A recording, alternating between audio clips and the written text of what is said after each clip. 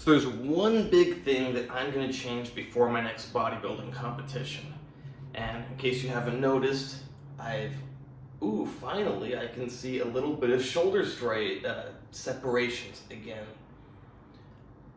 I'm surprised. But I've put on quite a bit of body fat since the competition. I'm not working out very much. As much as it pains me, I know it's what I need to do, and also it means I could devote more time to improving my wrestling, improving my boxing, but also I just need to give my body a break from the same repetitive movements. But the one big thing I'm going to change is I am not going to take aromatase inhibitors, at least not to any amount larger than very small. So I have gynecomastia. Sometimes it flares up, and it did flare up about a week before the competition. It looked bad enough that I was thinking, I'm not going to go on stage if it looks like this. So I was taking tamoxifen and raloxifene, some days tamoxifen, some days raloxifene, because I didn't have that much raloxifene left. So like 60 milligrams of one or the other, plus 1 to 3 milligrams of anastrozole per day. And I had been taking this stuff on and off. When my gynecomastia would flare up, I would take it a bit. It doesn't work very well for me. I think it works very well for people that are starting to develop gynecomastia. But if you're a very gynecomastia prone person, if you already have gynecomastia and you have issues with estrogen and your gynecomastia is super sensitive and just grows like a weed, it's really hard to make it stop growing. But if you're a normal person and you just took a bunch of testosterone or Dianabol and you start to develop gynecomastia, yes, taking some tamoxifen or some raloxifene can stop it in its tracks. You decrease the dose of the aromatizable steroid and you're gonna not get gynecomastia. Or maybe you got it a little bit, but you only have a tiny little bit. You're not really prone to it. It doesn't grow bigger. But yeah, for me, I have to take a lot of anti-estrogens if I start to get gynecomastia. I don't need to be taking a bunch of testosterone, a bunch of Dianabol. My estrogen gets a little bit high somehow, and a switch is flipped. And it doesn't matter if my estrogen goes back down, that switch has been flipped. It will stay on for quite a while. And like all the medications, they help get it to switch the other direction sooner. And they help it to not get switched as easily. But once that flip has been switched, it's not good. So yeah, I took a lot of anti-estrogens, which made my physique look like garbage the day of the competition. But on top of all that, a lot of people think that you should take anti-estrogens before the competition, or that you should cut out your aromatizable steroids. I also thought that because, it's what you hear from everyone. I thought, I gotta look more dry. Plus, when you're preparing for a competition, you're in like the weight loss, get drier mode. You look at yourself every day and you think, I gotta get leaner, I gotta get drier. And when it comes close to the competition, at least me, and I think a lot of people, I'm thinking, I gotta get drier. So take anti-estrogens, get drier. The problem is, you lose the water from within your muscles, and then that means that your muscles get smaller, the skin on top of them becomes thicker because, if they're bigger, it stretches the skin more, making it thinner. It's pulled tighter against the muscle, it's thinner, you see the muscles better, the muscles are bigger. It's all around a much better physique. So when you take a bunch of anti-estrogens, and especially if you take diuretics on top of that, you just ruined it. Muscles are smaller and you look fatter.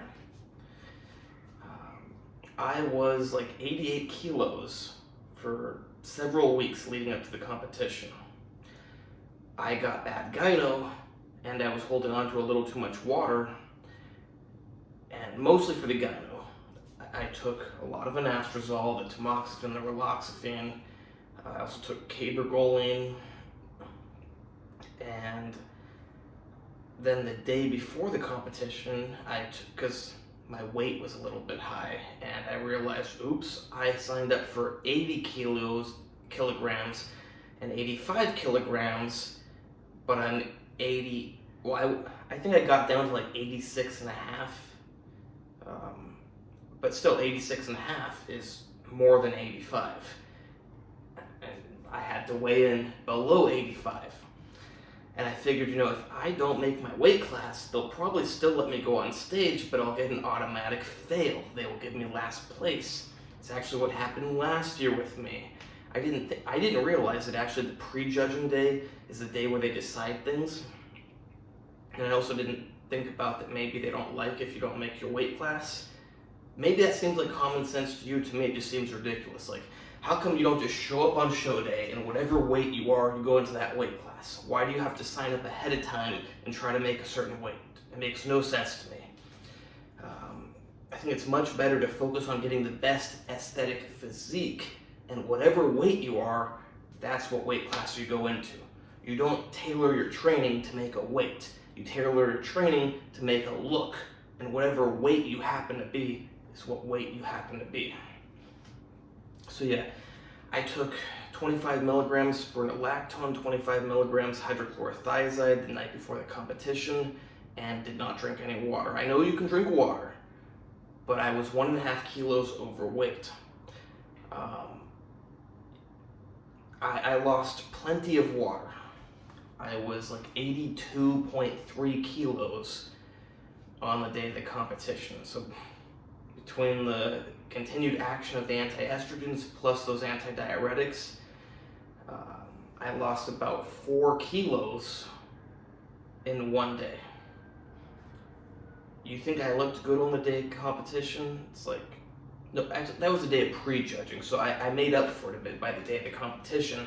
Still didn't look that great, but day of prejudging, I looked like I just undid all my effort for the last 3 months. My muscles were completely deflated. Skin looked thick because the muscles were deflated. Not good.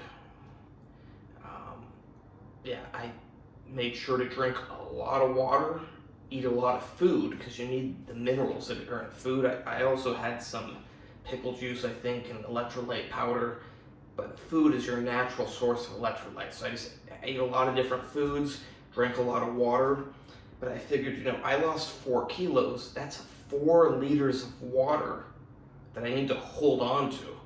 That's not 4 liters of water I need to drink. That's I need to drink maybe 10 liters, and hopefully I hold on to 4 of those 10.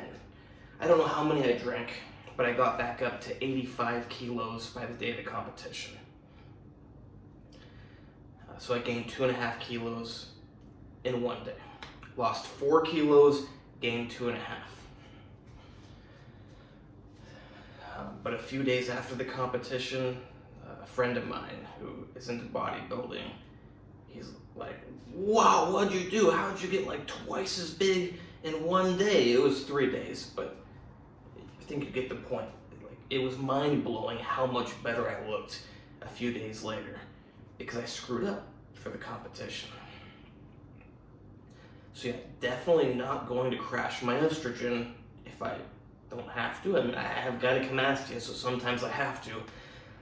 I was thinking I would get gyno surgery, but it's like between being busy and, if you get gyno surgery, then you have surgery and you have to wrap yourself up. It's, it's a burden on you.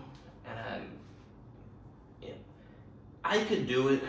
I just don't want that extra burden at the moment. Luckily I'm not as busy as I was the 3 months before the competition. It's how life is. Everything happens all at once. So it's like I was the most busy out of the whole year with medical school. I was sick, like constantly for that 3 months. I was sick more time than I wasn't sick. And I had to prepare for a bodybuilding competition. So I was sleeping 5 or less hours per night, doing a ton of cardio, doing a lot of bodybuilding, still doing wrestling and boxing up until a week before the competition.